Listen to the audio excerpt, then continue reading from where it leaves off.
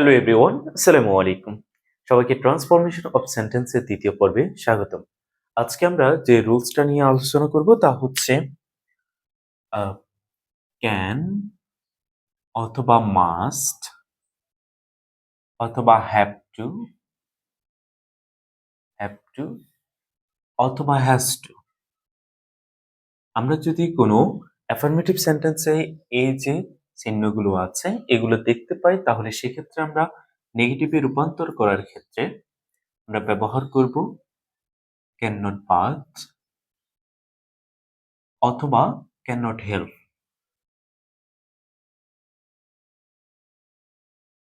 যদি আমরা can not but ব্যবহার করি, তাহলে সেই ক্ষেত্রে আমাদের সেন্টেন্সের কোনো পরিবর্তন করার প্রয়োজন হয় না। চলো আমরা একটু দেখি।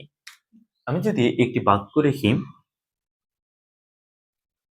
Nahid has to sleep early. Nahid has to sleep early. আমি এখানে একটি বাক্য লিখেছি। দেখো প্রিয় বন্ধুরা, আমি যদি এটাকে এখন নেগেটিভ করতে চাই, আমাদের অবশ্যই শেষে দেয়া থাকবে কি নেগেটিভ। যদি আমাদের নেগেটিভ করতে বলে, তাহলে তখন আমরা এটাকে নেগেটিভে রূপান্তর এভাবে করব। দেখব প্রথমে আমাদের সেন্টেন্সের মধ্যে কি চিহ্নটা দেওয়া আছে। এখানে হ্যাজ টু দেওয়া আছে, আর আমরা জানি কি can, must, have to, has to এই চিহ্নগুলো দেওয়া থাকলে আমরা এগুলোর পরিবর্তে ক্যান নট বাট বসাবো। তাহলে আমরা এখানে বসাই নাহিদ, এখানে হ্যাজ টু এর পরিবর্তে হবে কি can not but. Can not but, শুধুমাত্র হ্যাজ টু কে উঠালাম এবং ক্যান নট বাট বসালাম, শেষ। এরপরে বাকি অংশটা হুবহু লিখে দেব, স্লিপ আর্লি। আশা করি সবাই বুঝতে পেরেছ, এটা একদম সহজ। যদি আমাদের মন চায় যে আমরা ক্যান নট বাটের পরিবর্তে ক্যান নট হেল্প দেব, তাহলে সেই ক্ষেত্রে কি হবে, শুধুমাত্র একটু ডিফারেন্ট হবে, একটু পরিবর্তন হবে। তখন কি হবে, Nahid can not help sleeping. কি হবে, স্লিপিং হবে, স্লিপিং আর্লি। আশা করি সবাই বুঝতে পেরেছ এখানে কি হয়েছে। আমাদের হ্যাজ টু এর পরে একটি মেইন ভার্ব থাকবে বি ওয়ান, এবং যে বি ওয়ান বা বেস ফর্মটা থাকবে, এই বেস ফর্মকে আমরা বি ফোর করে দেবো, অর্থাৎ আইএনজি ফর্ম করে দেব। তাহলে যদি আমরা ক্যানট হেল্প ব্যবহার করি, এর পরবর্তী যে ভার্বটা আসবে সেই ভার্বের সাথে আইএনজি যুক্ত করে দেব, শেষ। আমাদের আর কোনো কিছুর পরিবর্তনের প্রয়োজন নাই। তাহলে এই দুটার মধ্যে আমরা যেটা খুশি আমরা সেটা ব্যবহার করতে পারবো। এখন দেখো, কোনো সেন্টেন্সে যদি ক্যান নট বাট দেওয়া থাকে, তখন সেই ক্ষেত্রে আমরা এটাকে কিভাবে অ্যাফার্মেটিভে নিয়ে আসব। দেখো, কোনো সেন্টেন্সে মনে করো দেওয়া আছে প্রশ্নের মধ্যে Nahid can not but slip early, তখন আমরা কি করব, ক্যান নট বাট এর পরিবর্তে আমাদের এখানে যে কোনো একটি বসাতে হবে। যদি ক্যান এবং মাস্ট বসাই, তাহলে কোনো কিছু দেখার প্রয়োজন নাই, শুধু ক্যান নট বাট দেখলে আমরা এটা বসিয়ে দেব। আর যদি ক্যান নট হেল্প থাকে এবং তার পরবর্তী ভার্ব অবশ্যই আইএনজি যুক্ত থাকবে, তখন আমরা কি করব, আইএনজি যুক্ত থাকলে এই আইএনজিটা আমরা মুছে ফেলবো, এবং ক্যান নট হেল্পটা আমরা কি করব, এটা উঠিয়ে দেব। ক্যান নট হেল্পটা উঠিয়ে দিয়ে ক্যান অথবা মাস্ট বসিয়ে দেব। আর যদি আমরা হ্যাভ টু অথবা হ্যাজ টু বসাতে চাই, তাহলে আমাদেরকে অবশ্যই লক্ষ্য রাখতে হবে এখানে সাবজেক্টটা কি আছে। সাবজেক্টে যদি থার্ড পারসন সিঙ্গুলার হয়, তখন সেক্ষেত্রে হবে হ্যাজ টু, আর অন্য সবগুলোর ক্ষেত্রে হবে কি হ্যাভ টু। আমাদের সাবজেক্ট ফার্স্ট পারসন কি কি হতে পারে, আই উই, তাহলে হবে হ্যাভ টু। যদি ইউ হয় তাহলে হবে হ্যাভ টু। তারপর থার্ড পারসন প্লুরাল, তাহলে হবে কি হ্যাভ টু। আর থার্ড পারসন সিঙ্গুলার হলে তখন শুধুমাত্র কি হবে, হ্যাজ টু হবে। তো আশা করি সবাই বুঝতে পেরেছো। আমাদের এখানে সাবজেক্টের উপর নির্ভর করে আমাদের হ্যাজ টু অথবা হ্যাভ টু যে কোনো একটা বসবে। আমরা আরো একটা উদাহরণ দেখতে পারি।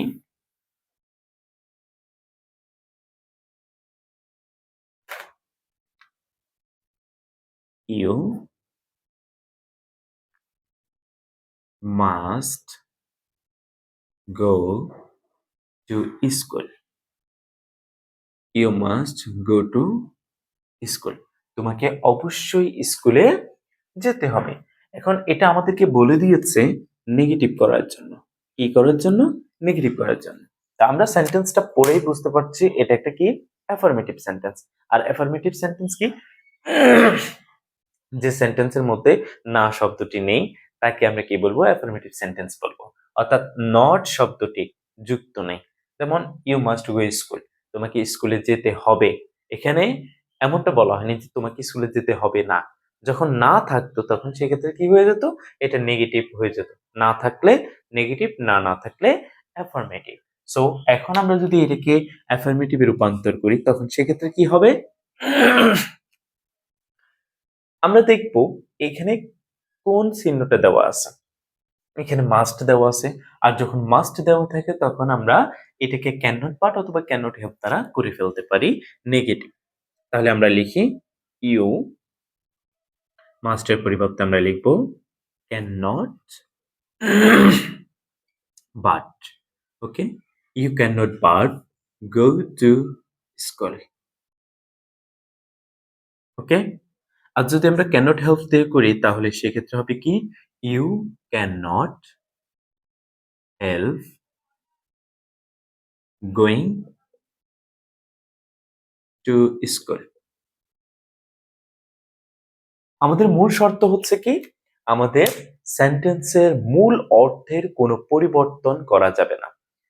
অ্যাফার্মেটিভ অ্যাফার্মেটিভ থেকে নেগেটিভ আসি অথবা নেগেটিভ থেকে অ্যাফার্মেটিভে আসি। ট্রান্সফরমেশন অফ সেন্টেন্সের শর্তই হচ্ছে কি? কোনো সেন্টেন্সের অর্থাৎ তার পূর্ববর্তী যে সেন্টেন্সটি রয়েছে এর অর্থের কোনো পরিবর্তন করা যাবে না। এখন দেখো আমরা এর পরবর্তী যে রুলসটা আছে এটা নিয়ে একটু আলোচনা করি। আশা করি এটার মধ্যে কোনো সমস্যা নেই তোমাদের।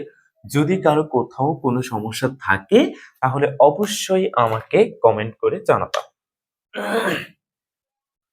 যদি কোনো একটা সেন্টেন্সের মধ্যে আমরা কুড অথবা হ্যাড টু দেখতে পাই তখন সেক্ষেত্রে আমরা নেগেটিভ কিভাবে করব? এটার পরিবর্তে আমরা ব্যবহার করব কুড নট, বাট অথবা কুড নট হেল্প।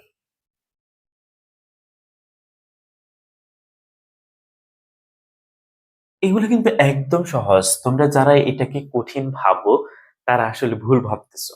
দেখো তোমাদের সামনে এমনভাবে উপস্থাপন করা হচ্ছে একেবারে পানির মতো সহজ। যদি আমরা কোনো একটা সেন্টেন্সের মধ্যে কুড অথবা হ্যাড টু দেখতে পাই তাহলে সেক্ষেত্রে আমরা কি করব? কুড নট বাট অথবা কুড নট হেল্প বসাবো। এটা কিন্তু তার আগেরটার মতো প্রায় সেম। বুঝতে পেরেছো? শুধুমাত্র কি হবে? আগেরটাতে ক্যান নট বাট বসাতাম অথবা ক্যান নট হেল্প বসাতাম, এটাতে could not but could not help, এতটুকুই। কিন্তু মানে আগেরটার নিয়ম সবগুলা এখানে প্রয়োগ করা হবে। আমি যদি একটি বাক্য লিখি নাহিদ হ্যাড টু, এখানে আরো একটা সহজ, আর একটু সহজ হচ্ছে কি আগেরটাতে আমরা হ্যাভ টু বসাবো নাকি হ্যাজ টু বসাবো নেগেটিভ থেকে অ্যাফার্মেটিভ আসার ক্ষেত্রে, সেটা আমাদেরকে একটু ভাবতে হলো। কিন্তু এটার ক্ষেত্রে কোনো ভাবাভাবির প্রয়োজন নাই। এটা আমরা যে সাবজেক্টই হোক না কেন আমরা হ্যাড টু এ বসাবো। ঠিক আছে? So no tension. আচ্ছা, আমরা এখানে লিখলাম কি Nahid had to Nahid had to sell his phone. আমি এতটুকু লিখলাম, হ্যাঁ? Nahid had to sell his phone. এখন এই সেন্টেন্সের মধ্যে দেখো কি দেওয়া আছে? চিহ্নটা আমাদের হ্যাড টু দেওয়া আছে। আর যদি কোনো সেন্টেন্সে হ্যাড টু দেওয়া থাকে সেটাকে আমরা কুড নট বাট অথবা কুড নট হ্যাভ দিয়ে করবো। তাহলে দেখো আমি কি করি? নাহিদ, এই হ্যাড টু এর পরিবর্তে আমরা বসাবো কি? Could not but. এরপরে বাকিটা যেভাবে আছে এভাবে বসিয়ে দেব। ঠিক আছে? হয়ে গেছে। এখন আমরা যদি কুড নট হেল্প দ্বারা করি তখন সেক্ষেত্রে কি হবে? Nahid could not help selling this phone. আশা করি সবাই বুঝতে পেরেছো, একদম সহজ। তাহলে আমাদের যদি নেগেটিভ দেওয়া থাকতো যে Nahid could not but sell this phone, তখন কি করব, জাস্ট কুড নট বাটটাকে উঠে দিয়ে আমরা হ্যাড টু বসিয়ে দেবো। আর যদি কুড নট হেল্প দেওয়া থাকে তখন এর পরবর্তী যে ভার্বটা, যে ভার্বই থাকুক না কেন তার সাথে অবশ্যই আইএনজি দেওয়া থাকবে। এই আইএনজিটা আমরা মুছে দেব এবং কুড নট হেল্পটা উঠিয়ে দিয়ে আমরা কি করব, হয় হ্যাড টু বসিয়ে দেব, না হয় কুড বসিয়ে। ঠিক আছে, আশা করি সবাই বুঝতে পেরেছো। এখন দেখো আমরা এর পরবর্তী যে রুলসটা আছে এটা নিয়ে একটু আলোচনা করি। আমাদের এর পরবর্তী রুলসটা হচ্ছে অ্যাজ ডট ডট অ্যাজ থাকলে not less dot dot than থাকবে। অ্যাজ ডট ডট অ্যাজ থাকলে not less dot dot than. As dot dot as এটা থাকলে আমরা নেগেটিভ করার ক্ষেত্রে হবে কি হবে, not less dot dot than. Okay, এখন আমি একটি বাক্য যদি লিখি, he is as wise as his brother.